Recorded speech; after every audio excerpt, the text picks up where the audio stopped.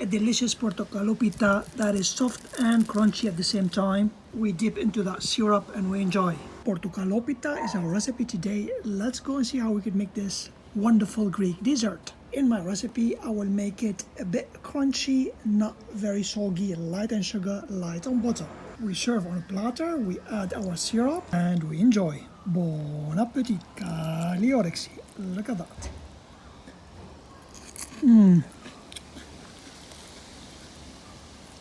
Crunchy yet most. For our crème patisserie, we need 400 milliliter of milk, 10 grams of vanilla sugar, or if you have a vanilla stick, that's okay, 5 eggs, a pinch of salt, 30 grams of baking powder, 100 grams of sugar, 100 grams of butter. I am going low on those two. Once we cook the crème patisserie, we will need the zest of 2 oranges and 30 milliliter of orange juice. For our dough making, we need filo pastry, about half a kilogram of that, and a combination of 30 milliliter of Greek olive oil, 70 milliliter of butter. Let's go. And I have got the syrup that I have prepared yesterday night. For our syrup, instead of using water, I have used 1 liter of fresh orange juice. Look at that. I need all those bits. This is going to give it texture and body. To that, we're going to use 250 grams of sugar and a stick of cinnamon. Let's go. We bring to a boil, we reduce the heat on medium-low, and we simmer for about 10 minutes. Our first step is to cut the filo dough in 1 centimeter width, like that. We have melted our butter. With the oil, we're going to put on our dough in a drizzling effect, and we're going to mix with our hand. It's very important, slowly, slowly, like that. Then we continue with the butter. Again, slowly, slowly. Now you will have part of the filo dry and the other one is wet with the butter. This is how I want it. I don't want it to be heavy. Onto a baking tray, I'm going to place. I want you to look at the surface. You see how rough it is? We've got holes here, we've got holes here, we've got a small mountain. I want it to be like this.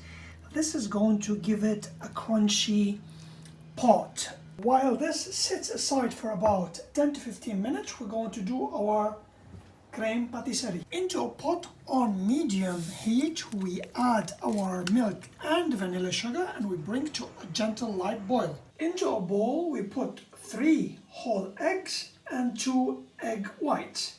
Onto that, we add our sugar and we're going to blanchir, we're going to beat immediately.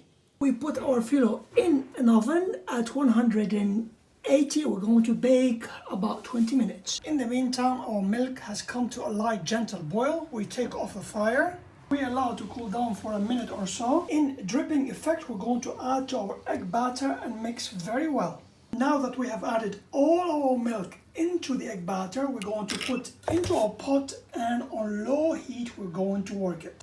5 minutes onto medium-high heat, our batter is coming together and it's forming our crème patisserie.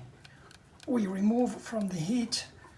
We shall add to it our orange zest, our pinch of salt, the fresh orange juice, and we mix.